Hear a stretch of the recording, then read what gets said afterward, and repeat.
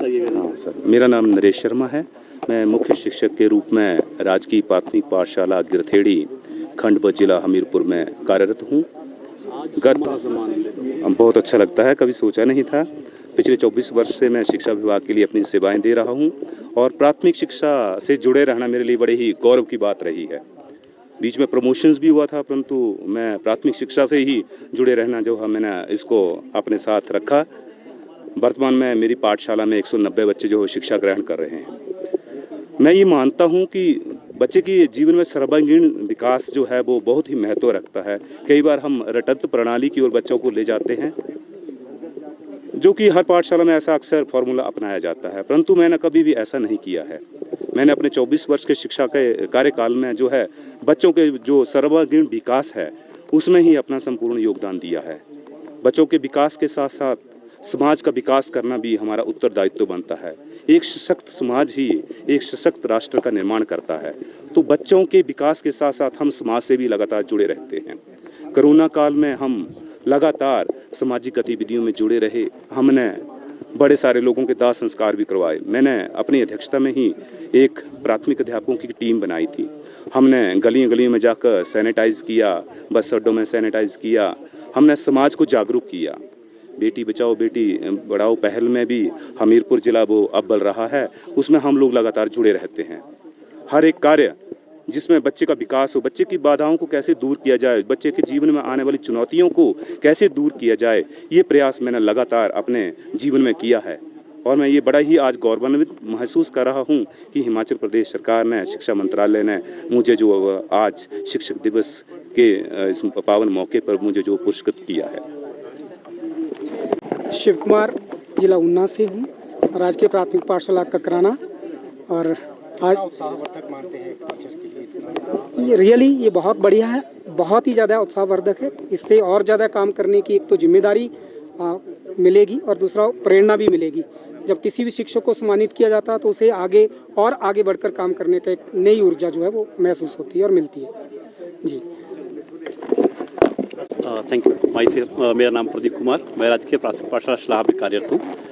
और मैं सर्वप्रथम अपने गवर्नमेंट हिमाचल प्रदेश सरकार का धन्यवाद करता हूँ, विभाग का धन्यवाद करता हूँ कि मेरे कार्यों को सराहा और इस लायक समझा और मुझे चयनित किया राज्य स्तरीय पुरस्कार के लिए। मैं I am really thankful to you, to the government and my department. शिक्षा विभाग में मेरे को अभी 18 साल की मेरी सर्विस हुई है। मैंने बच्चों के लिए पढ़ाई के साथ साथ खेलकूद, योगा में बच्चों को खेलकूद में राज्य स्तर तक मेरे बच्चे पार्टिसिपेट करते रहे हैं हमारे विद्यालय से। और लगातार 8 वर्ष तक अपने ब्लॉक और 7 वर्ष तक लगातार जिला स्तर पर मेरी छात्रा खो खो छात्रा की टीम जो है वो विजेता रही है। नेशनल में हम बच्चों को कब्बुल बुल उत्सव में 2012 में बच्चों को पार्टिसिपेट करवाया।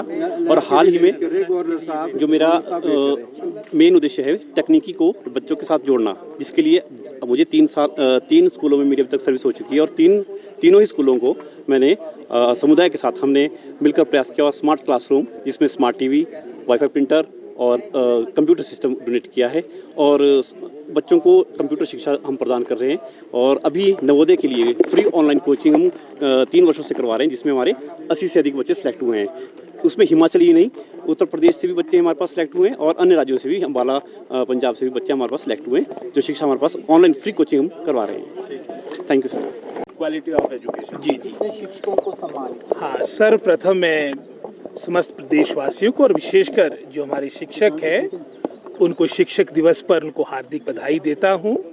और आज के अवसर पर हमारे जो राष्ट्र के दूसरे राष्ट्रपति रहे, जिनकी जयंती पर ये आपका शिक्षक दिवस मनाया जाता है, उनको भी अपनी श्रद्धांजलि देता हूँ। और अगर हम प्रदेश की बात कहें, जैसे आप बता रहे थे, आज वर्तमान में जो हमारी सरकार है कई बातों को लेके सजग है। और विशेष रूप से जो मैं समझता हूँ गत वर्षों में कुछ कमियां भी अगर हम सरकारी क्षेत्र की बात करें, उनको प्राथमिकता के आधार पे आने वाले समय में किस तरह से इनका हल निकाला जा सके। जैसे उदाहरण के तौर पे एक निजी क्षेत्र और सरकारी क्षेत्र की भी जो एक गहरी खाई बनती जा रही है, उस अंतर को ख़त्म करने के लिए उदाहरण के तौर पे जैसे हमने Rajiv Gandhi day boarding schools एक मैं समझता हूँ पूरे हिमाचल प्रदेश में चलाने का एक फैसला लिया है, जिसके प्रथम चरण में लगभग कोई 18 स्थल चिन्हित किए गए हैं।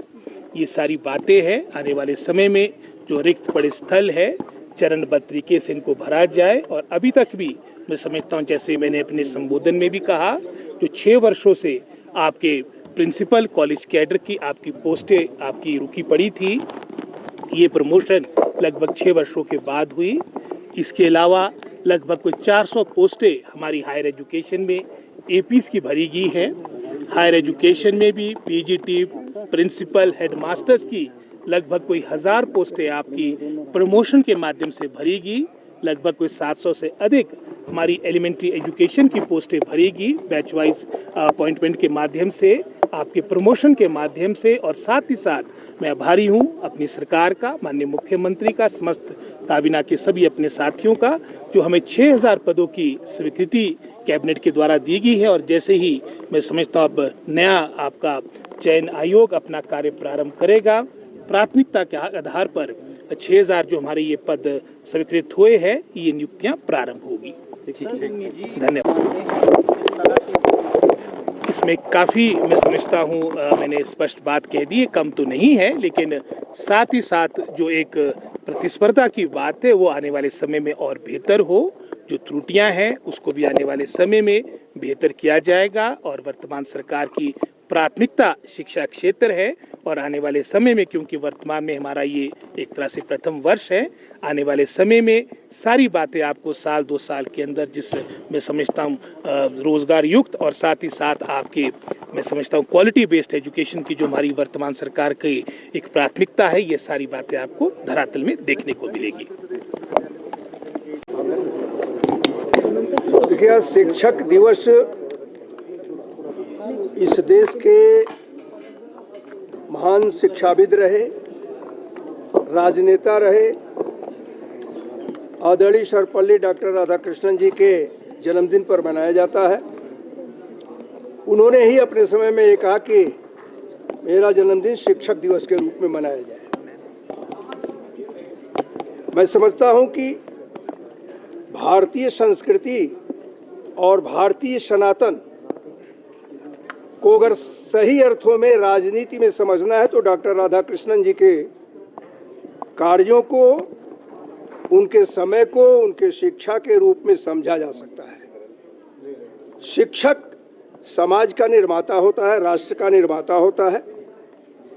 इस नाते कि बच्चे भी राष्ट्र के नागरिक ही नहीं है, बल्कि अगर ये कहा जाए विद्यार्थी के लिए कि विद्यार्थी आज का नागरिक है, तो इसमें जरा भी अतिशयोक्ति नहीं होगी।